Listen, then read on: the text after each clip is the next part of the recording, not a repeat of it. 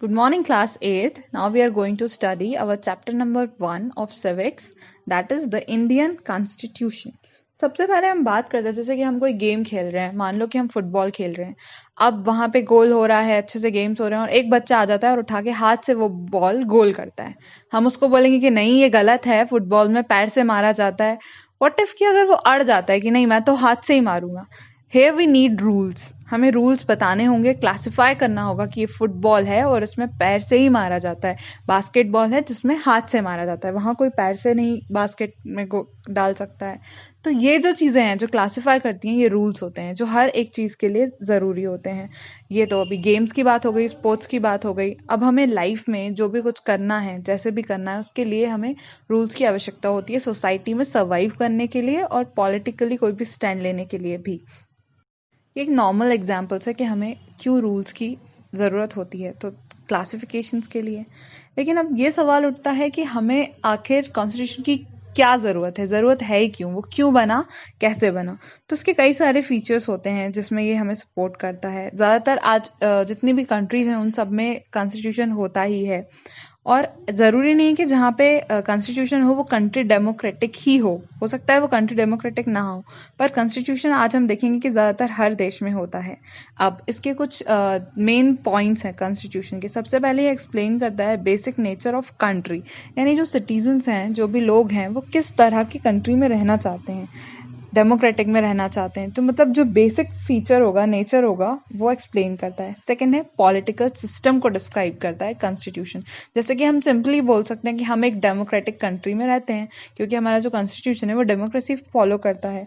तो ये political system को एक्सप्लेन करता है। फिर उसके बाद ये बहुत सारी चीज़ों से, कुछ भी गलत हो रहा है सोशली तो उसे प्रोटेक्ट करता है, और उसके लिए फंडामेंटल राइट्स हैं जो मैं आगे आपको एक्सप्लेन करूंगी डिटेल में, because it's a very important thing of constitution.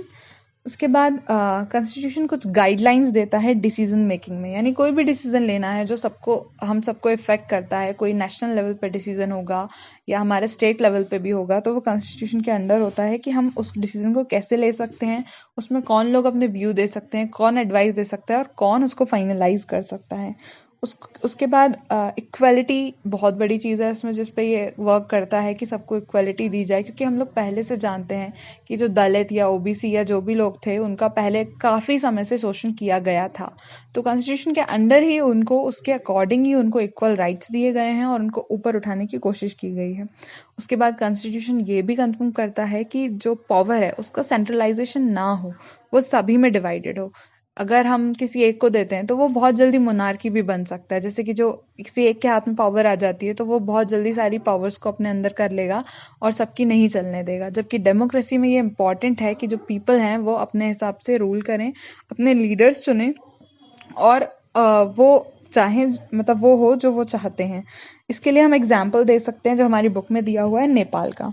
Nepal में 1990 में कॉन्स्टिट्यूशन आया, वो एक डेमोक्रेटिक कंट्री बनी, पर उसका जो किंग था उसके पास बहुत सारी पावर्स थी। फिर उसने किसी किसी चीज़ को एग्जाम्पल लेके या कुछ भी बहाना बना के 2002 तक सारी पावर्स अपने अंडर कर ली, उसने पूरी पावर का सेंट्रलाइजेशन कर लिया। पर इससे लोगों को परेशानी हुई, उन्होंने प्रोटेस्ट करना शुरू किया, लंबे समय तक ये स्ट्रगल चला और आफ्टर ऑल 2006 उन्होंने सक्सेसफुली इसको किया और फिर नया कॉन्स्टिट्यूशन उनके पास आया और फिर से डेमोक्रेसी आ गई। मतलब कि 1990 में डेमोक्रेटिक था, 2002 तक मोनार्की उसमें शुरू हो गई थी, 2002 तक किंग ने पूरा अपनी पावर्स अपने अंडर कर ली थी, मगर 2002 से 2006 तक, यानी 2006 में फिर से डेमोक्रेसी आ गई। ये एग्जाम्पल हमें नेपाल का दिया हुआ है। फिर उसके बाद हुआ एक और चीज़ आती है कॉन्स्टिट्यूशन में कि वो हम सबको पता है कि फंडामेंटल राइट्स के जरिए हमको बहुत सारी चीज़ों से, अनइक्वालिटी से, कुछ शोषण से बचाया जाता है कॉन्स्टिट्यूशन के थ्रू। पर एक और चीज़ इसमें दी गई है कि वो हमें खुद से बचाता है। कैसे? थोड़ा सा सुनने में भी अजीब है और समझ भी नहीं आता कि हमें हमसे कैसे बचाता है, पर इसको अगर हम एक्सप्लेन करें या समझें तो उसका मतलब ये है कि जो पीपल हैं, कई बार वो लोग ऐसा बहुत अच्छा व्यू नहीं रखते, दूर तक नहीं सोचते। अभी वो सोचे कि अभी का जो राजा है या जो हमारा प्राइम मिनिस्टर है वो बहुत ज्यादा ईमानदार हैं, तो उनको ही सब करना चाहिए, उनके अंडर कितने लोग करप्शन कर रहे हैं उनको तो बेचारे को पता भी नहीं होगा, तो क्यों ना हम सारी की सारी पावर्स अपने प्राइम मिनिस्टर को दे दें, वही सब संभालेंगे तो सब कुछ ठीक से चलेगा। हो सकता है कि पार्टली ये ठीक हो, अभी के लिए सही हो, जो अभी का प्राइम मिनिस्टर है हमारे, जो भी हमको रूल कर रहे हैं उनके लिए सही हो, पर एक टाइम के बाद उनका रिटायरमेंट होगा, कोई दूसरा नेता आएगा, क्या हम गारंटी ले सकते हैं कि वो दूसरा नेता भी उतना ही ऑनेस्ट होगा और वो वैसे ही करेगा? और तब हम कुछ कर भी नहीं पाएंगे क्योंकि सारी पावर्स उसके हाथ में होंगी, तो वो किसी भी हद तक जाके देश को लूट सकता है और उसको बर्बाद कर सकता है। तो ये कुछ चीजें हैं, इसलिए इस चीज से हमारा जो फंडामेंटल राइट है वो इसमें भी हमको बचाता है कि हम ऐसे कुछ भी डिसीजंस लें। फंडामेंटल राइट नहीं, कॉन्स्टिट्यूशन हमें इससे भी बचाता है कि हम ऐसे कुछ भी डिसीजंस ना ले सकें, क्योंकि इन सब की एक लंबी प्रोसेस है और आज जो हमारे मन में आ गया कुछ भी हम वो नहीं कर सकते। तो इसलिए कॉन्स्टिट्यूशन हमें खुद से भी प्रोटेक्ट करता है। अब हम पढ़ेंगे इसका नेक्स्ट टॉपिक। अब हम पढ़ेंगे इंडियन कॉन्स्टिट्यूशन के की फीचर्स। जब इंडिया 150 सालों के लिए ब्रिटिश रूल के अंडर था, तो इंडियन नेशनल मूवमेंट के जो लीडर्स थे वो हमेशा ये इमेजिन करते थे कि फ्री इंडिया का पॉलिटिकल नेचर कैसा होगा, यहाँ लोग कैसे रहेंगे। जब ब्रिटिश रूल यहाँ पर था तो जितने भी लॉ बनते थे वो केवल वो लोग बनाते थे, यहाँ पे इंडियंस का उसमें कोई रोल नहीं होता था। तो लीडर्स ने, यहाँ के इंडियन लीडर्स ने ये सोचा था कि जब इंडिया फ्री होगा तो हम ऐसे लॉज बनाएंगे जिसमें सबके इंडियंस के बारे में सोचा जाए, उनको ध्यान में रख के ही उनके लिए लॉज बनाए जाएं। इसलिए कॉन्स्टिट्यूएंट असेंबली बनाएगी 1946 में, और अगले 3 सालों तक इन्होंने कॉन्स्टिट्यूशन बनाया। इसमें 300 मेंबर्स थे। लेकिन जब ये कॉन्स्टिट्यूएंट असेंबली चल रही थी तो देश में बहुत कुछ हो रहा था, पार्टीशन हो रहा था, पाकिस्तान बनने जा रहा था, बहुत सारी प्रिंसली स्टेट्स थी जो अभी तक कंफ्यूजन में थी कि वो पाकिस्तान जाएंगी, इंडिया रहेंगी या फ्री रहेंगी। इसके साथ साथ पॉवर्टी बहुत थी, बहुत सारे डिफरेंसेस थे, बहुत अलग अलग तरीके के लोग थे यहाँ पे, अलग उनकी लैंग्वेज थी, अलग उनका कल्चर था। तो ये सब चीज़ें भी उनको ध्यान में रखनी थी कि हम लोगों की सारी जो भी डिफरेंसेस है उनको प्रिजर्व करके रखें, उनकी लैंग्वेज प्रिजर्व करें और साथ ही साथ कंट्री की यूनिटी और इंटीग्रिटी भी प्रिजर्व करें। हमारे सोशो और इकोनॉमिक रिफॉर्म्स के थ्रू हम पॉवर्टी को इरेडिकेट करें।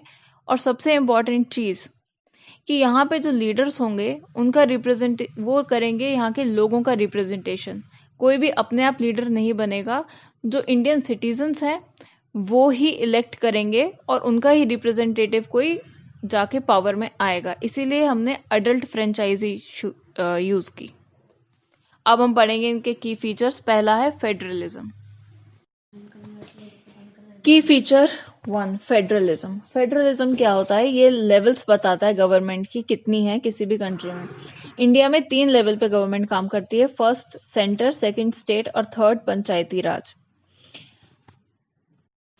कॉन्स्टिट्यूशन में लिस्ट बनाई गई है, सेंटर के लिए अलग है, स्टेट के लिए अलग और पंचायती राज के लिए अलग, जिसमें अलग अलग सब्जेक्ट्स डाले गए हैं कि स्टेट कौन से सब्जेक्ट्स पे लॉज बना सकता है, स्टेट किस पे बना सकती है।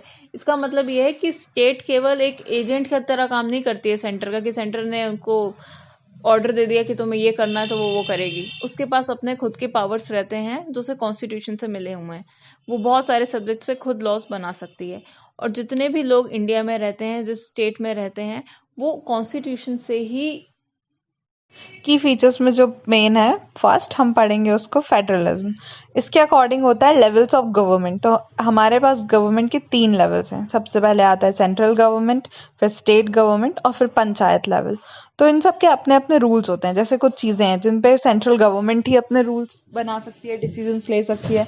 फिर है कुछ स्टेट लेवल पे, तो उनके अपने अलग रहते हैं कि वो उनके अकॉर्डिंग रूल्स बना सकती है, डिसीजन ले सकती है। और पंचायत का अपना अलग क्राइटेरिया होता है, जिसे हम बोलते हैं, इस सिस्टम को हम बोलते हैं 3 टायर गवर्नमेंट, 3 टायर सिस्टम। ये है फेडरलिज्म। अब हम सेकंड फीचर की बात करते हैं, that is called parliamentary form of government. अभी हमने फेडरलिज्म के अंदर देखा कि उसमें 3 टायर्स होते हैं, 3 लेयर्स होती हैं, उससे काम होता है। अब सवाल उठता है कि उन्हें चलाता कौन है? तो इन्हें चलाते हैं हमारे ही रिप्रेजेंटेटिव्स, जिन्हें हम इलेक्शन में रिप्रेजेंटेटिव के लिए चुनते हैं। तो हम इन्हें कैसे चुनते हैं इलेक्शंस में? तो इसमें इलेक्शंस में पार्टिसिपेट हम सब करते हैं, हम सब इक्वली। हम सब मतलब, लेकिन हम लोग, आप लोग नहीं, क्योंकि अभी आप 18 साल के नहीं हो और हमारे यहाँ एडल्ट फ्रेंचाइज होता है। तो जो लोग 18 साल के ऊपर होते हैं वो इलेक्ट करके अपने रिप्रेजेंटेटिव्स को चुनते हैं, और वही रिप्रेजेंटेटिव्स ये तीनों लेवल्स ऑफ गवर्नमेंट चलाते हैं। इसको बोलते हैं पार्लियामेंट्री सिस्टम ऑफ गवर्नमेंट। जो थर्ड फीचर है हमारा वो है सेपरेशन ऑफ पावर्स। तो 3 पार्ट्स में सेपरेट किया गया है, जिसके 3 ऑर्गन्स हैं, एग्जीक्यूशन, लेजिस्लेचर और जुडिशरी।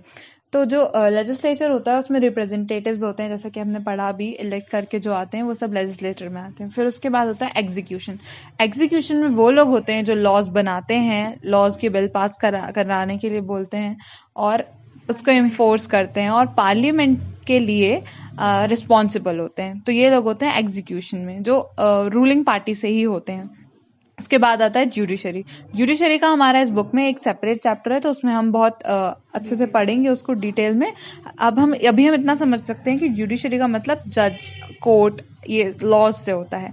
एक चीज़ है कि अब हमें सेपरेशन की ज़रूरत क्यों पड़ी।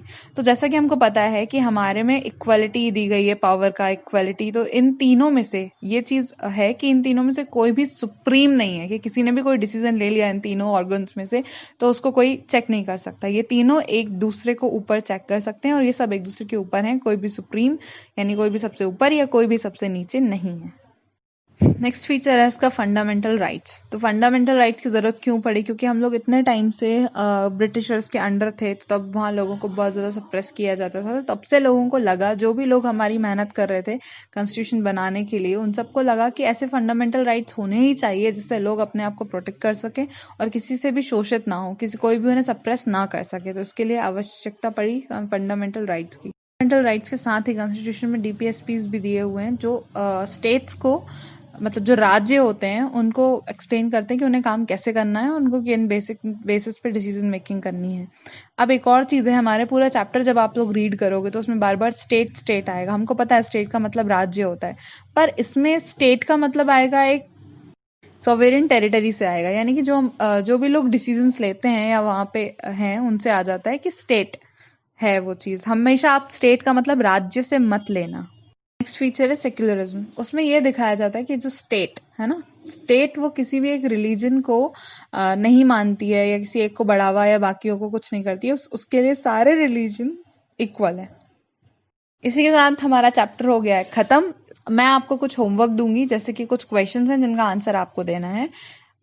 फर्स्ट कि कॉन्स्टिट्यूशन कब बना, किसने लिखा, कितना टाइम लगा इस पूरे कॉन्स्टिट्यूशन को तैयार होने में, और उसके बाद कितने लोग थे जिन्होंने कॉन्स्टिट्यूशन बनाने में सपोर्ट किया। उसके बाद एक इमेज मैं इसके वीडियो के साथ डालूंगी जिसमें पूरे फंडामेंटल राइट्स हैं जो आपको लर्न करने हैं और उनको समझना है।